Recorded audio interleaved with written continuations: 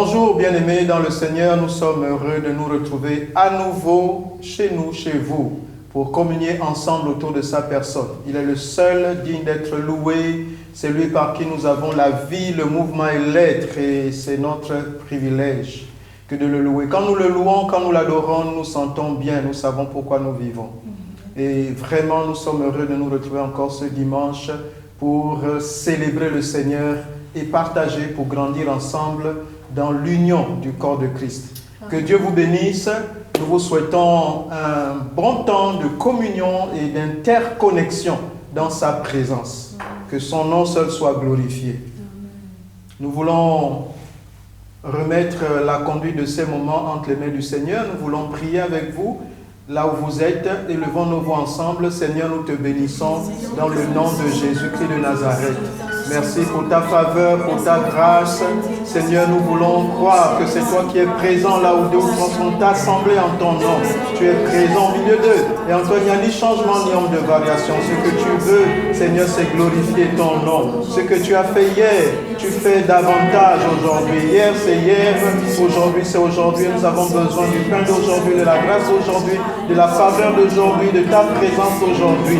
Que ton nom seul soit sanctifié, ô Dieu. Laisse que la gloire soit à toi, Père, dans le contrôle de ces instants. Seigneur, dans nos maisons, dans nos lieux de rassemblement, tu es présent. Tu es l'omniprésent. Reçois toute la gloire, la louange, dans le nom de Jésus-Christ de Nazareth. Amen. Amen. Amen. Nous sommes heureux de nous retrouver encore avec nos servantes du Seigneur et notre frère Ivan au support musical. Alors, sentons-nous libres, comme d'habitude, de louer le Seigneur. Nous allons nous laisser conduire par sa servante, Laure Nzouti. Amen. Est-ce qu'on peut acclamer le Seigneur ensemble?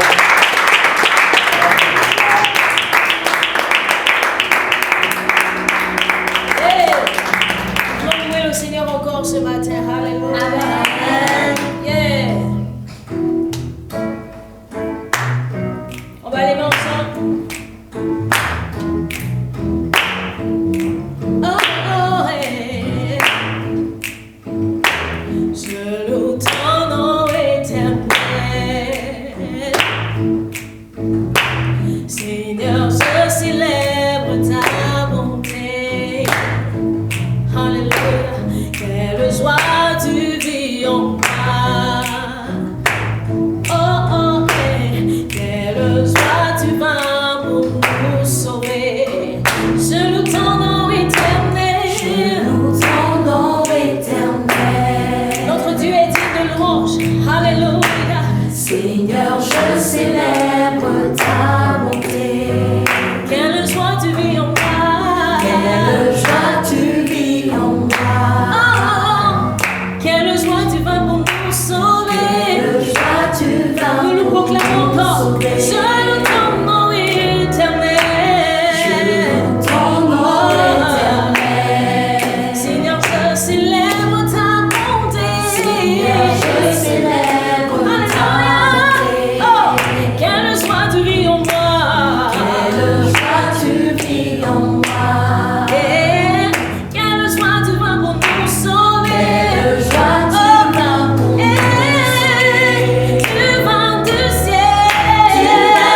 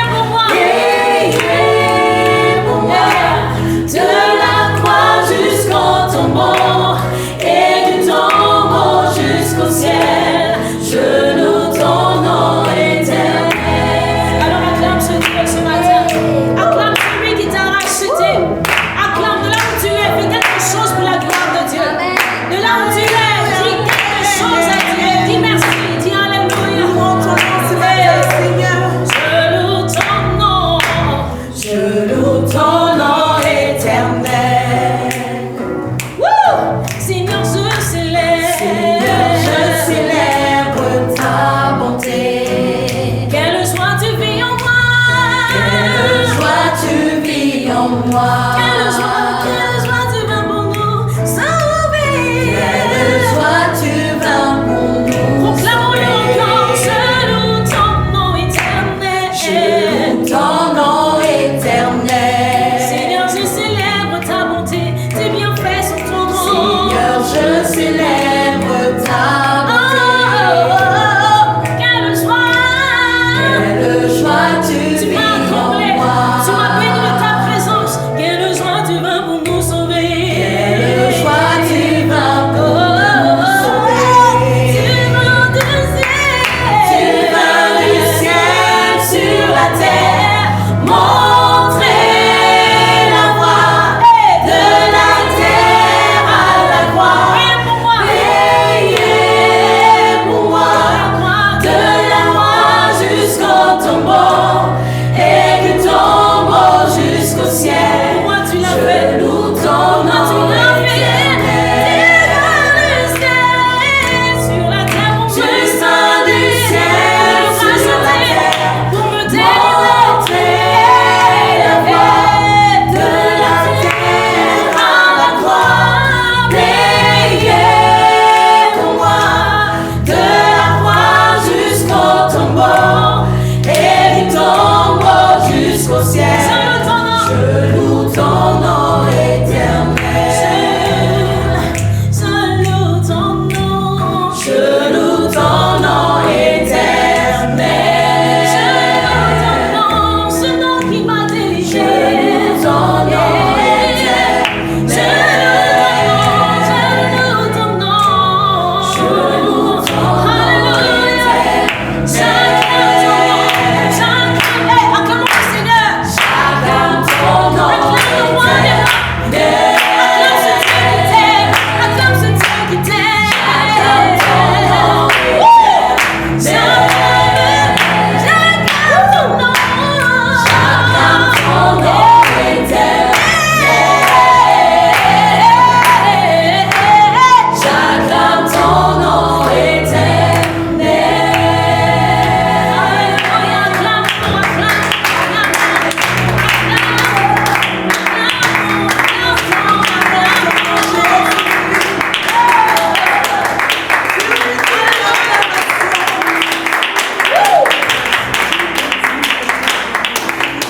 Que nos acclamations vers ce Dieu. Elle déclare au commencement était la parole. La parole était Dieu. Mais il a décidé de se faire chair pour nous. Et il est venu prendre notre place à la croix. Sa bonté est trop grande. Sa bonté est trop grande. Son amour est parfait. Alléluia. Je ne peux m'imaginer combien ça a dû coûter. À la croix, il a pris ma place. Jésus s'est donné. Je ne peux m'imaginer combien ça a dû coûter. À la croix, il a pris ma place. Jésus s'est donné. Il a pris ma place.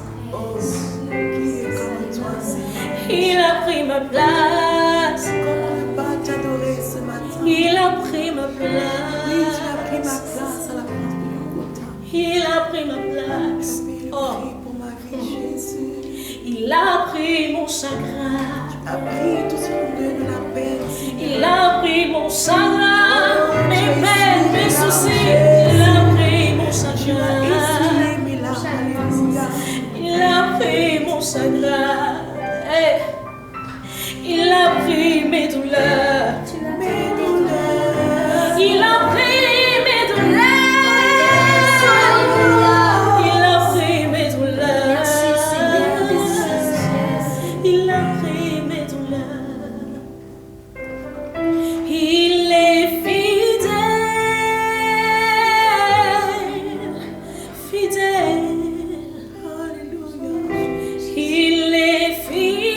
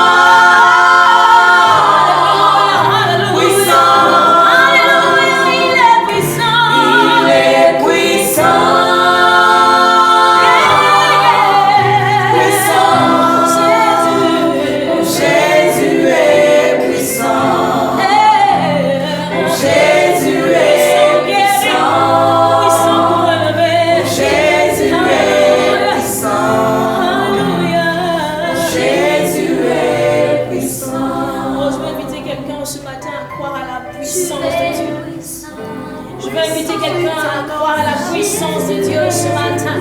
Tu peux lever ta voix et proclamer la puissance de Dieu dans cette situation qui semble être impossible.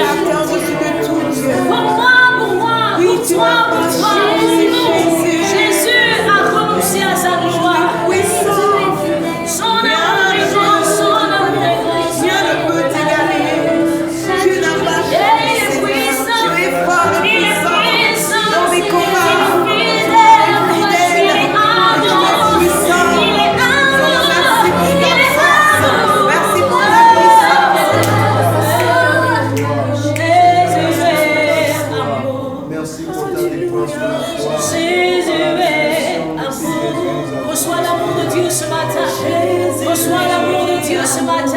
Si tu te sens seul, reçois l'amour de Dieu. Jésus est amour. Jésus est amour. Jésus est amour. Jésus est amour. Jésus est puissant. Jésus est. Nous réalisons ces paroles et nous attendons à Jésus est puissant, puissant, puissant, puissant. Jésus est puissant. Jésus est puissant. Maintenant je sais que tu es le vrai Dieu. Yes. Alléluia. Le juste et véritable et l'incontournable. Alléluia. Maintenant je sais que tu es le vrai Dieu. Le juste et véritable. Le juste et véritable et l'incontournable. Dis-le avec moi maintenant je sais. Maintenant je sais que tu es le vrai Dieu. Hey, juste et véritable, alléluia. Juste et véritable. Est-ce que quelqu'un peut réaliser ces paroles? Maintenant je sais. Maintenant je sais que tu es le vrai Dieu.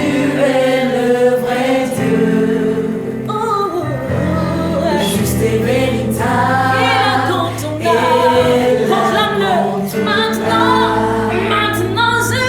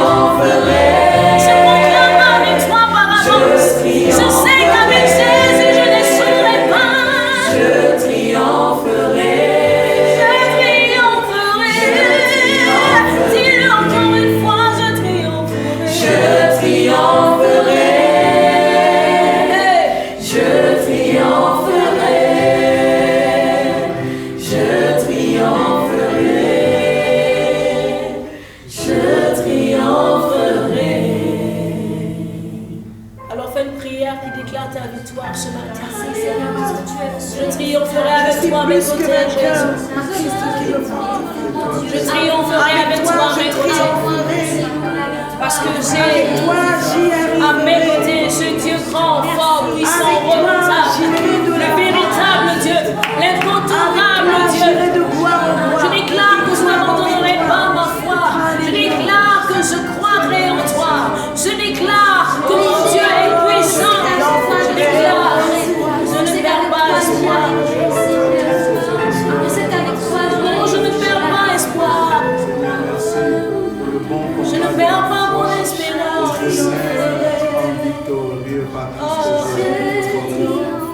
Laisse que ton nom seul soit sanctifié. Dans le nom de Jésus. Alléluia.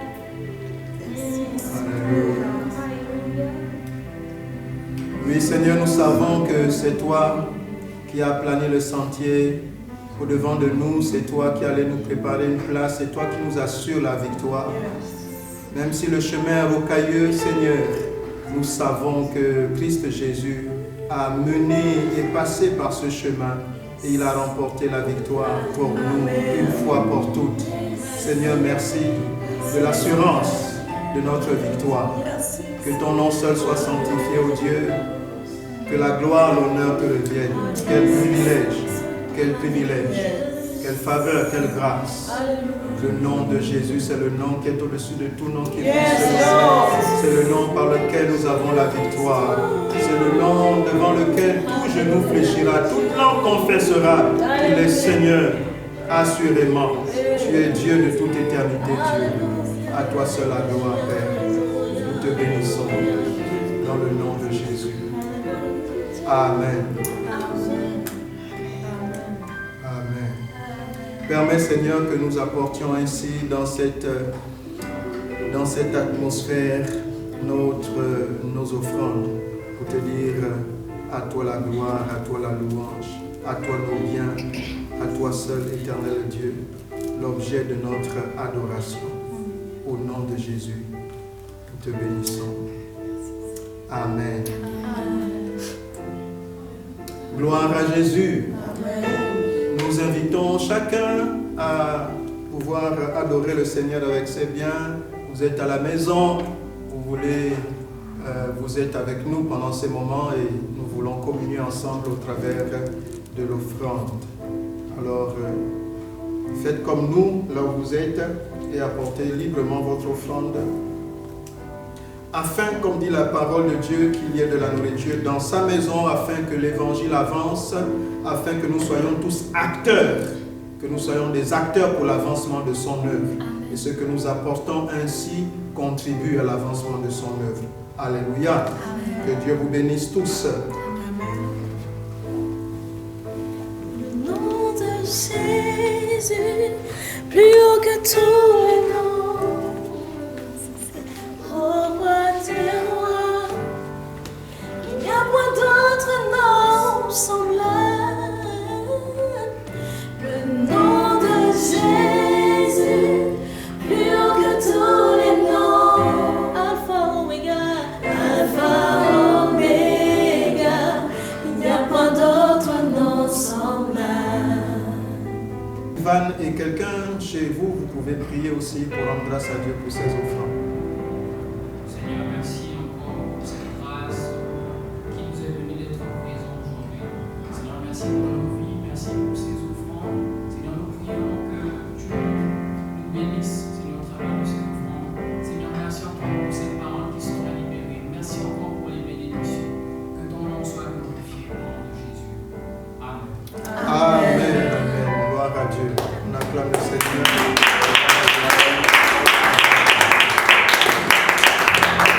Gloire à Dieu. Alléluia. Amen, amen, amen, amen. Gloire à Jésus. C'est la fête des pères aujourd'hui. Alors bonne fête à vous les papas. Que Dieu vous bénisse et que votre coupe déborde.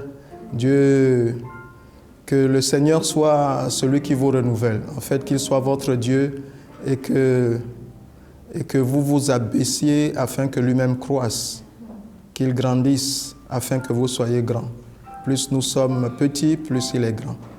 C'est ma prière pour chacun de nous, hommes. Amen. Alors nous voulons méditer la parole de Dieu encore ensemble ce matin. J'ai voulu me poser une question ce matin et la question est la suivante.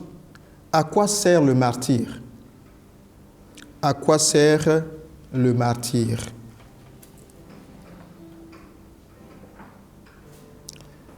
En fait, déjà, la définition, c'est qu'est-ce que c'est qu'un martyr? Un martyr vient donc déjà d'un mot grec qui se dit martus. Ce mot veut dire témoin.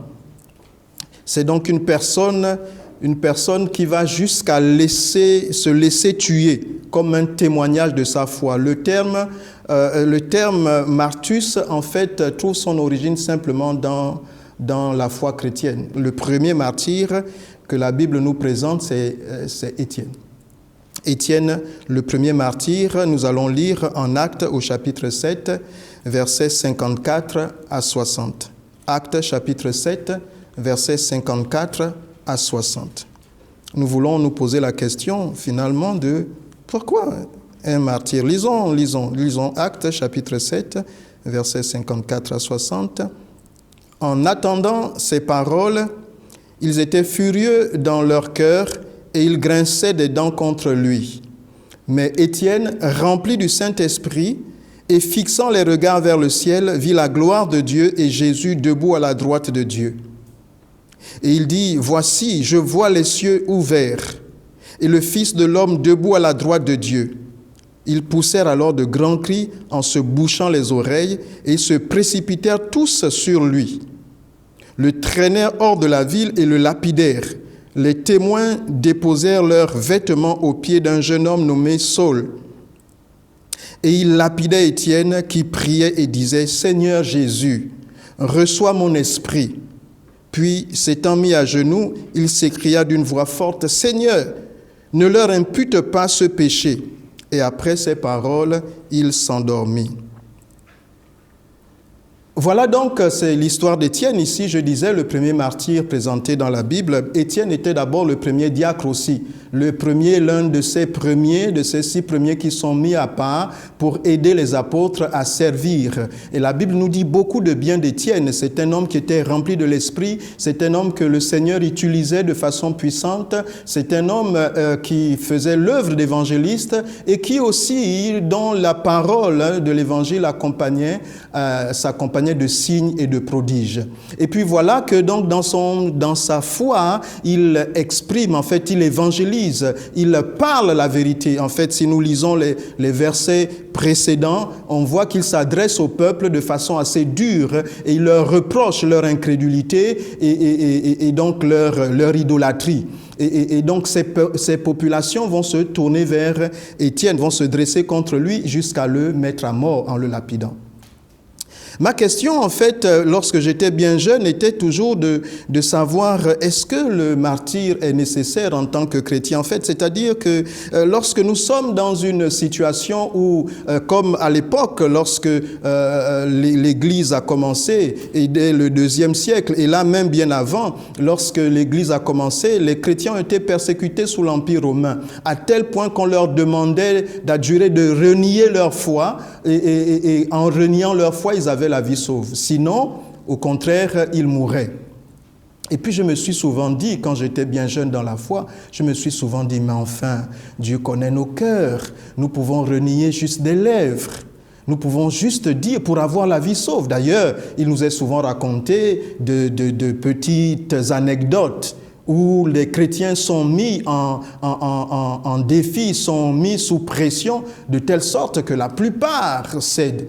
On raconte l'histoire de militaires qui rentrent dans une église, armés jusqu'aux dents, posant la question, qui parmi vous est chrétien? Ceux qui sont chrétiens, qui restent là et qui restent, on va les exécuter. Sinon, sortez déjà. Si vous savez que vous n'êtes pas chrétien, sortez. Sinon, ceux qui restent, c'est ceux-là que l'on va exécuter. Et puis, ces anecdotes nous disent véritablement combien est-ce que les chrétiens sont majoritaires à sauver leur vie dans des circonstances pareilles. Et dans notre jargon familier, on dit qui est fou. D'ailleurs, on a l'histoire d'Abraham qui, lorsqu'il s'est retrouvé en Égypte, pour sauver sa vie, a dû dire que sa femme était sa sœur. Et donc parfois nous sommes tentés de nous demander mais est-ce que dans les circonstances difficiles, Dieu ne nous comprendrait pas? Est-ce que les martyrs étaient vraiment nécessaires? Donner sa vie et puis juste pour dire que je veux aller jusqu'au bout pour dire que je suis chrétien. Mais on peut être chrétien au fond de nous sans le dire des lèvres. Et c'est la question que nous nous sommes souvent posée en fait. Mais lorsque nous lisons l'Évangile et que nous avançons avec le Seigneur, nous nous rendons compte que le Seigneur attache une importance. En fait, que le martyr a toute une symbolique. En vérité, le martyr nous démontre autre chose, que l'homme ne vivra pas de pain seulement. C'est ce que Jésus, en fait, nous a donné comme conclusion lorsqu'il a été tenté par le diable, en Luc au chapitre 4. Lorsque le diable le tente, il est sorti de jeûne, il lui demande de transformer les pierres en pain pour manger. Et puis c'est là, Jésus nous sort une moralité en disant au diable que l'homme ne vivra pas de pain seulement. Donc Jésus veut nous expliquer que la vraie vie n'est pas juste la vie charnelle. Nous ne vivons pas que pour les choses périssables, nous vivons pour autre chose. Et donc, si nous pouvons résister aux choses périssables pour démontrer notre attachement à des choses plus importantes, alors nous vivons pour plus que la chair. En vérité, le martyr, c'est ce symbole-là. Le martyr démontre qu'il ne vit pas pour ses propres intérêts. Il vit pour des intérêts supérieurs. Il vit pour des intérêts supérieurs. En fait, lorsque nous sommes traqués, en fait, oppressés, menacés, jusqu'à être menacés de mort, devant la mort, le comportement normal d'un être humain serait de se protéger, serait de fuir pour se sauver la vie. Et naturellement, en fait, quelqu'un qui est en danger de mort va chercher à gagner sa vie, va essayer de préserver sa vie. Et le martyr, lui, nous donne un autre message. Le martyr, c'est celui qui se présente devant la mort et au lieu de fuir de façon légitime, comme ce serait le réflexe d'un être humain, le martyr lui dit la mort n'est pas ma limite. Je suis prêt à aller jusqu'au bout à cause de ma foi. Ma foi est plus importante que ma vie. Donc, je ne vis pas pour ma vie sauve, je vis par la foi et pour la foi, je vis pour Christ Jésus. En fait, c'est cela le message du martyr. Le martyr, c'est celui qui, comme Galates, au chapitre 2, verset 20, dit « J'ai été crucifié avec Christ Jésus et si je vis, ce n'est plus moi qui vis, mais c'est Christ qui vit en moi. Et si je vis maintenant dans la chair, je vis dans la foi au Fils de Dieu qui m'a aimé le premier et qui s'est sacrifié lui-même pour moi. » Donc le martyr vit par la foi pour le Seigneur. Ce n'est plus lui qui vit, mais c'est Christ Jésus qui vit en lui. Et donc le martyr comprend que sa vie doit être pour la gloire de Dieu.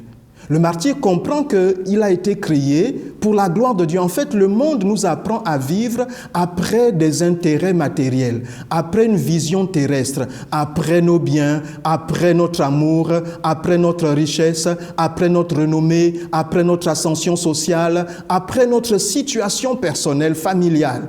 Et le martyr, lui, il dépasse, il se transcende, il dépasse cette limite-là et il accède à la vision selon laquelle Christ Jésus est venu nous libérer pour vivre non pas pour nous-mêmes, mais pour lui. Le martyr, c'est celui qui a fait fi de la mort et pour qui la mort n'est plus une limite. C'est celui-là le martyr. Et le martyr, en fait, mais la Bible dit encore en ceci, pour comprendre que le martyr est celui qui pratique véritablement la parole de Dieu. 1 Corinthiens 10:13 dit, soit que vous mangiez, soit que vous buviez, soit que vous fassiez quelque autre chose, faites tout pour la gloire de Dieu. Et la gloire de Dieu pour le martyr, c'est lui offrir sa vie tout simplement. Reconnaître que si je vis, c'est pour le Seigneur. Et donc, ce que je vais proclamer, le fait de dire non au Seigneur Jésus, ce n'est pas juste une proclamation anodine. En fait, lorsqu'il va renoncer à Christ Jésus des lèvres, soi-disant qu'il le garde dans son cœur, pour lui, c'est un renoncement plus important même. Et donc, le simple fait de dire que je vais renoncer à Christ Jésus, pour lui, c'est se renoncer à lui-même, c'est renoncer à lui-même. Voici en fait le martyr. Mais que nous dit le Seigneur lui-même? En Marc au chapitre 8, versets 35 à 38, Jésus dit ceci. Car quiconque voudra sauver son âme la perdra. Mais quiconque perdra son âme pour l'amour de moi et de l'évangile, celui-là la sauvera. Car que profiterait-il à un homme de gagner tout le monde s'il fait la perte de son âme? Ou que donnera l'homme en échange de son âme? Car quiconque aura eu honte de moi et de mes paroles parmi cette nation adultère et pécheresse, le Fils de l'homme aura aussi honte de lui quand il sera venu, environné de la gloire de son Père avec les saints anges. Amen. Donc en fait, renier le Christ, finalement, même si c'était de façon verbale, pour le Seigneur, ce n'est pas un acte de foi. Ce n'est pas un acte de foi. En fait, pour reprendre l'exemple d'Abraham, lorsqu'il a d'abord fait passer sa femme pour sa sœur, parce qu'il avait peur des circonstances, parce qu'il voulait sauver sa vie, il était à un niveau. Et le Seigneur a mené Abraham à un autre niveau de foi, à un autre niveau de maturité. C'est celui où il était capable de dire, de donner son fils, son unique, son Isaac. Celui-là qui valait plus que même lui-même. Abraham aurait pu se donner lui-même pour son fils. Parce qu'après lui, son fils vivant, c'était lui. Donc, le Seigneur a demandé plus que simplement une vie de martyr à Abraham. Il lui a demandé de sacrifier même sa succession. Et donc Abraham a dépassé les limites qu'il avait manifestées en Égypte en vendant sa femme. Il a dépassé ces limites en étant capable d'offrir son propre fils en sacrifice au Seigneur. Donc Abraham a fait office de martyr en quelque sorte en vendant lui-même sa descendance. En fait, je voudrais dire que le chrétien accompli doit être un martyr. Le chrétien accompli doit être un martyr. Matthieu chapitre 13, versets 20 et 21, il dit ceci. Celui qui a reçu la semence dans les endroits pierreux, c'est celui qui entend la parole et la reçoit aussitôt avec joie. Mais il n'a pas de racine en lui-même, il manque de persistance, et dès que survient une tribulation ou une persécution, à cause de la parole, il y trouve une occasion de chute. Donc, c'est la parabole de la semence que Jésus apporte à ses disciples en disant que un semeur est sorti pour semer et plusieurs terres se sont présentées à lui. Et ici, dans cette terre qui est pierreuse ne reçoit pas favorablement la semence et il est dit que lorsque les tribulations vont arriver, lorsque les persécutions vont arriver, eh bien, ce croyant va trouver un prétexte pour en faire une occasion de chute. Donc, en vérité, le chrétien, le bon chrétien, c'est celui qui tient ferme, en fait, qui a la parole de Dieu, qui garde la parole de Dieu et qui grandit dans la parole de Dieu, qui est capable de faire face à toute situation de tribulation. Le chrétien accompli, c'est celui qui est capable de faire face à toute forme de situation. Et il va faire face à la mort, même la mort.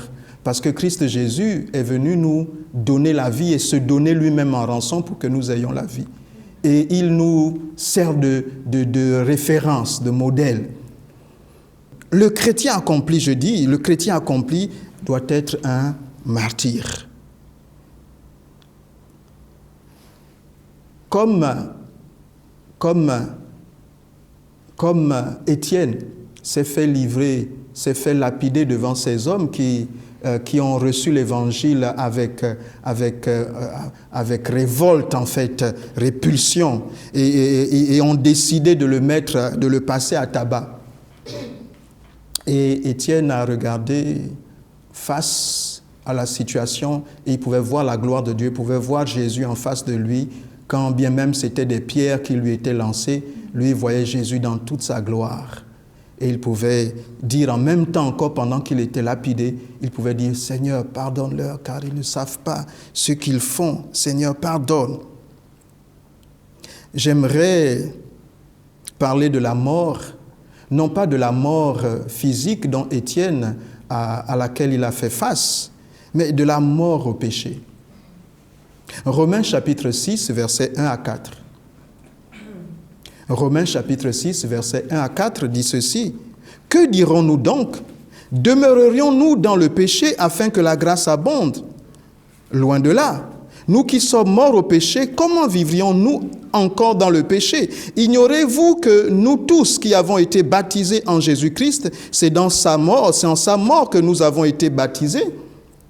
Nous avons donc été ensevelis avec lui par le baptême en sa mort, afin que comme Christ est ressuscité des morts par la gloire du Père, de même, nous aussi, nous marchions en nouveauté de vie. » Amen. En fait, je disais que le chrétien accompli doit être un martyr, il doit vivre comme un martyr prêt à mourir. Prêt à mourir pour démontrer sa foi. Prêt à mourir devant quelque obstacle que ce soit. Étienne était prêt à mourir et il est mort devant des pierres en voyant la gloire de Dieu. Et ici, Romains nous suggère de mourir au péché. Nous sommes morts au péché. Nous sommes morts au péché. Qu'est-ce que ça veut dire? Ça veut dire que lorsque le péché se présente à nous, nous devons être capables de résister comme des personnes qui sont prêtes à mourir, même physiquement, pour démontrer leur foi. Prêt à mourir. Étienne était prêt à mourir physiquement devant les cailloux, mais nous devons être prêts à mourir physiquement ou spirituellement, que sais-je, comme nous voulons, mais prêts à mourir devant le péché. La Bible dit en Hébreux chapitre 12, versets 4 à 5 ans, « Vous n'avez pas encore résisté jusqu'au sang en luttant contre le péché. » Vous n'avez pas encore résisté jusqu'au sang en luttant contre le péché et vous oubliez l'exhortation qui vous a été adressée comme à des fils. Mon fils, ne méprise pas le châtiment du Seigneur et ne perds pas courage lorsqu'il te reprend.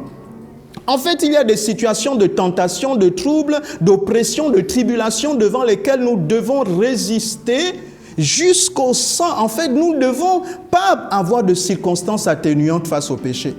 Parce que le péché, nous devons pouvoir le regarder comme étant la mort.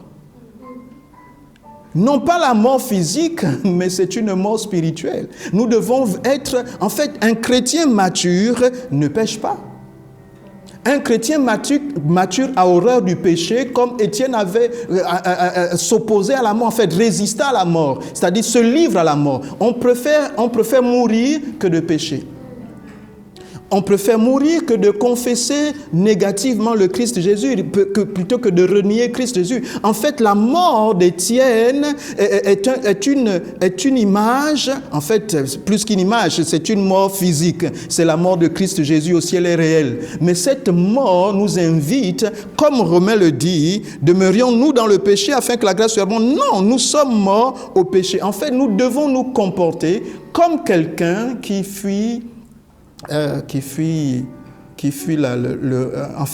refuse de renoncer à Christ. Qui refuse de renoncer à Christ. Quand Jésus, le diable vient lui proposer de transformer les pierres en pain, c'était pour manger. Et Jésus avait faim, il venait de jeûner 40 jours. En fait, cette tentation représente la vie terrestre, les biens terrestres. Le manger, le boire, la puissance, les gouvernements, etc. Tout ce dont nous pouvons bénéficier sur cette terre. Et puis Jésus, il fait face Et il dit, il est également écrit, tu ne tenteras pas le Seigneur ton Dieu, tu ne vivras pas de pain seulement. Et donc Jésus démontre que la vraie vie, c'est la vie de l'esprit. La vraie vie, c'est de vivre pour la gloire de Dieu. Et donc, il est prêt à renoncer à ses acquis, renoncer à ses intérêts, renoncer à ses besoins primaires, à ses besoins stomacaux, à ses besoins existentiels, renoncer à ces besoins-là pour donner une primeur à sa foi. Et parfois, nous trouvons des prétextes. Nous trouvons des prétextes parfois pour succomber au péché. Pour succomber au péché. Et le Seigneur me fait comprendre que lorsque nous succombons au péché, nous faisons comme si nous renions Christ Jésus. C'est comme si nous renions Christ Jésus, parce que Christ Jésus est mort afin que nous n'ayons plus à pécher. Et donc nous avons la force de résister jusqu'à la mort même. Il dit, vous n'avez pas encore résisté jusqu'au sang en luttant contre le péché. Le péché, nous devons en avoir horreur comme étant une pierre d'achoppement qui nous ferait perdre notre salut, notre foi. En fait, si nous disons que nous appartenons à Christ et que nous vivons autrement, nos œuvres parlent plus que ce que nous disons. Le fait de succomber au péché parle plus. Qu'est-ce qui se passe avec la vie du martyr? En fait, lorsque le martyr accède, lorsqu'il arrive à passer cette épreuve, les personnes qui sont témoins de ce martyr, qui sont témoins de ce supplice, de cette torture que le martyr subit, qui sont témoins, ils sont édifiés, ils sont touchés, ils sont interpellés dans leur conception. Comment un homme peut-il accepter de mourir? Comment un homme peut-il avoir une telle attitude? Alors la foi de cet homme témoigne de la véracité de son unité, de son union avec Christ Jésus, de la véracité, de l'authenticité de sa foi. En fait, quand un martyr passe cette épreuve, tous ceux qui l'entourent se posent des questions. Ils disent, nous ne croyons pas, mais à cause de la vie de cet homme, à cause de la foi, à cause de l'attitude de cet homme, je crois que Christ Jésus a vraiment travaillé dans la vie de ce monsieur. Lorsque nous résistons au péché autour de nous, les hommes se posent des questions. Si cet homme, cette femme vit de cette façon, c'est que Christ Jésus a certainement touché sa vie. Mais lorsque nous nous conformons et que nous ressemblons à tout ce qui nous entoure, la foi de ceux qui nous entourent est hypothéquée. Il n'y a pas de grande chance qu'elle puisse accéder à l'évangile. En fait, notre vie parle plus que toute parole verbalisée. La Bible nous dit du sacrifice du martyr d'Étienne que lorsqu'ils l'ont lapidé, il y avait à côté un homme qui s'appelait Paul qui se tenait là en témoin. Il était là témoin. Lorsque Étienne était lapidé, Paul était là témoin. Il était encore païen. Mais lorsque vous voyez l'histoire, vous comprenez que la prière d'Étienne qui disait « Seigneur, pardonne-leur, pardonne Seigneur », cette prière a été exaucée. Ce qui fait que Paul s'est retrouvé ensuite happé par ce martyr, par ce crime qu'il venait de faire. Il ne savait pas que la fidélité d'Étienne était une intercession, une garantie, une porte pour le salut de Paul. Paul ensuite se présentera aussi comme prêt à subir le martyre et il dira que c'est à cause de Christ Jésus. Moi, j'aimerais dire que c'est à cause de ce que lui-même a d'abord fait subir aux autres. Et le Seigneur a bien voulu aussi lui montrer que la vie chrétienne, elle n'est pas toujours aussi rose finalement. Paul, quand il parle de cette tribulation, il dit à cause de Christ. Mais moi, j'ai envie de dire à cause d'Étienne. À cause d'Étienne. En fait, lorsque nous allons être persécutés autour de nous, ne vous en faites pas. Les personnes qui nous persécutent aujourd'hui, demain, si nous résistons jusqu'au sang, demain seront nos disciples. Demain seront les personnes qui vont témoigner de nous. Demain seront les personnes qui vont dire c'est à cause de ta vie, c'est à cause de ta foi, c'est à cause de ton attitude. Aujourd'hui, elles vous calomnient. Aujourd'hui, elles rient de vous. Mais demain, elles serviront le Seigneur à cause de vous, à cause de votre fidélité. À cause de votre fidélité. Un chrétien mature doit manifester la détermination, la foi jusqu'à la mort, doit haïr le péché jusqu'à la mort. Je me suis posé la question de savoir pourquoi est-ce que Judas a été se pendre. Pourquoi est-ce que Judas s'est pendu? Vous voyez, la vie chrétienne, c'est plus que simplement ce que nous disons. Judas a vécu avec cet homme. Il a vu cet homme. Mais sa chair a été jusqu'à le trahir. Il pensait qu'il pouvait gagner quelque chose à le trahir. Et puis, quand il est revenu à lui, cette culpabilité était tellement forte qu'il ne pouvait pas. En fait, Judas, j'allais dire que Judas était même plus chrétien que certains chrétiens aujourd'hui. Parce qu'il y a des chrétiens qui, parfois, ils sont dans l'abomination, mais ils ne se culpabilisent pas, ils ne s'en veulent pas, ils se disent que le Seigneur, de toute façon... Mais lorsque nous avons le Christ Jésus, lorsque nous avons le Saint-Esprit, lorsque nous voyons crier Christ, ce qu'il a fait, pourquoi il l'a fait, son amour, lorsque nous tombons sur ce regard, Judas pouvait se souvenir du regard de Christ Jésus, il pouvait se souvenir de la compassion de Christ, il pouvait se souvenir de la patience de Christ Jésus, qui savait bien sa duplicité, mais qui le laissait néanmoins toujours dans sa présence, qui le laissait manger avec lui. Lorsque Judas se souvint de tout cela, en fait, il ne pouvait qu'avoir du remords. Mais au lieu d'avoir le bon réflexe de dire que le Seigneur peut encore me pardonner, en fait, c'était tellement pesant au-dedans de lui qu'il a préféré se donner la mort. Il y a des sentiments de culpabilité au-dedans de nous que seul le Saint-Esprit peut faire ainsi. Mais heureusement, ce même Saint-Esprit, en même temps qu'il convainc de péché, de justice, de jugement, en même temps, c'est celui-là qui pardonne. En fait, c'est d'abord dans la culpabilité que naît ensuite la repentance. Si nous reconnaissons que nous n'avons pas une vie selon Christ Jésus, alors nous faisons bien. Et c'est un bon commencement pour nous repentir et dire, Seigneur, non pas par mes œuvres, mais vraiment par ta grâce. Je veux marcher par ta grâce. Jésus dit en Jean au chapitre 14, verset 23, si quelqu'un m'aime, il gardera ma parole, et mon Père l'aimera. Nous viendrons à lui et nous ferons notre demeure chez lui. Si quelqu'un m'aime, il gardera ma parole. Et dire, c'est garder la parole de Dieu jusqu'au bout. Nous accrocher à la parole de Dieu et grandir avec la parole de Dieu. Ça nous démontre l'amour que nous avons pour lui. Et parce que nous aimons la parole de Dieu, parce que nous aimons Christ Jésus, alors nous sommes prêts à tenir ferme sur la parole de Dieu et à ne point nous livrer au péché.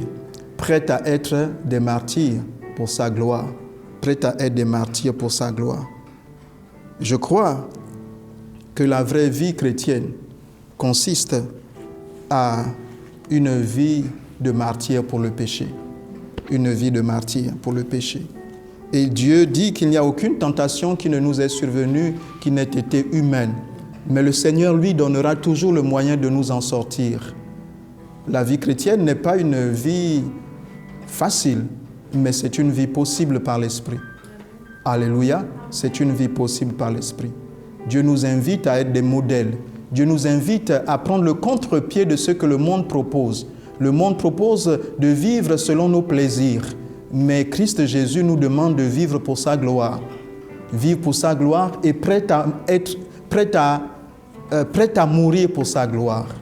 Mais il y a des gens qui sont prêts à mourir pour autre chose. Ils peuvent sacrifier leur vie pour leurs propres intérêts, pour leur ascension sociale. Il y a des gens qui font des sacrifices pour leur ascension sociale, leur bien-être. Ils font des sacrifices pour leur réputation. Ils font des sacrifices pour obtenir ci ou ça. Et le Seigneur Jésus nous demande qu'est-ce que nous sommes prêts à sacrifier pour lui, véritablement. En fait, nous devons être prêts à sacrifier le péché. Il nous demande juste de sacrifier le péché que lui a déjà cloué à la croix. Il a déjà cloué le péché à la croix. Il nous demande de le sacrifier. Être prêt à vivre pour lui sans péché. C'est possible. Seigneur, aide-nous, ô Dieu, à faire de ta parole une lampe à nos pieds, une lumière sur notre sentier, pour marcher en nouveauté de vie avec toi. Seigneur, je crois que c'est possible. C'est possible de t'être agréable. C'est possible de vivre, Seigneur, conformément à ta parole. C'est possible de lutter jusqu'au sang. C'est possible, Éternel Dieu, de manifester par nos vies que Christ Jésus est Seigneur. C'est possible de démontrer qu'il n'y a que toi seul qui mérite la gloire, l'honneur et la louange. Il n'y a que toi qui es le véritable, qui est le seul qui mérite d'être adoré. C'est possible. Seigneur, que nos vies te glorifient, que nos vies te soient tout entières consacrées et soumises. Au nom du Père, du Fils et du Saint-Esprit. Amen. Gloire à Jésus. Je prie que le Christ demeure en chacun de nous, en chacun de vous, qu'il vous accorde la force de marcher en nouveauté de vie. Et le symbole avec lequel nous voulons terminer, c'est bien qu'il est mort et ressuscité pour nous. C'est lui quand nous ne sommes pas capables par nos propres forces. Et vraiment, nous ne sommes pas capables. Heureusement qu'il est mort et ressuscité pour nos péchés. Et c'est lui qui nous donne la victoire sur le péché. C'est lui qui nous donne la victoire. Nous ne pouvons pas lutter jusqu'à la mort. C'est Jésus qui est mort et ressuscité pour nous. Il a déjà remporté le prix. Et donc, quand nous prenons de ce pain et de ce vin, nous disons, Seigneur, merci pour ton sacrifice. Je suis capable, je puis tout par Christ Jésus qui me fortifie. Je veux marcher en nouveauté de vie. Seigneur, merci. Que la gloire te revienne. Tenons-nous debout, s'il vous plaît.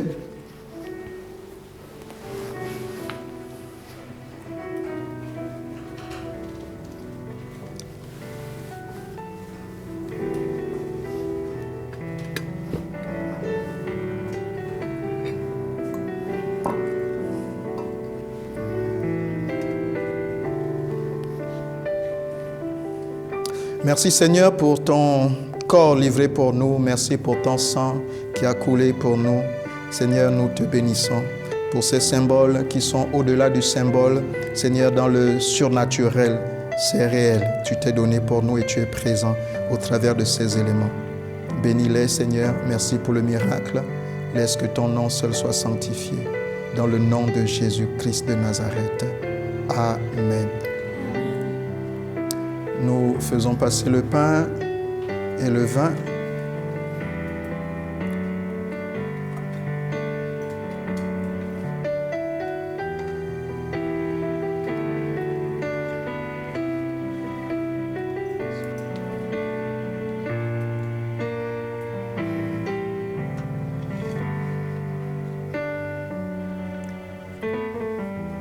Alors là où nous sommes, nous voulons prendre de ce pain ensemble.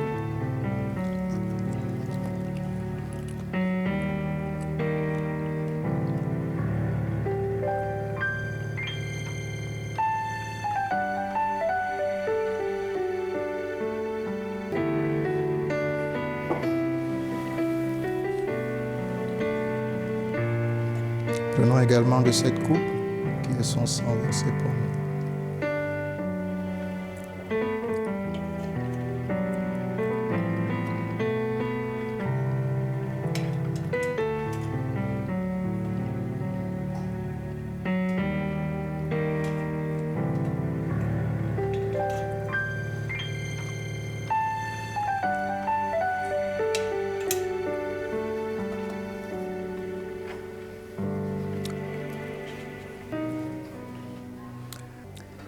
Que la paix de Dieu qui surpasse toute intelligence garde vos cœurs et vos pensées en Christ Jésus, qu'il vous accorde sa faveur et sa grâce, au nom du Père, du Fils et du Saint-Esprit.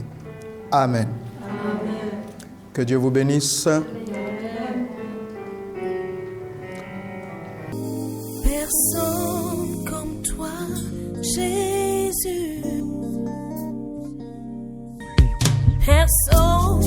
Personne n'est comme toi, Jésus.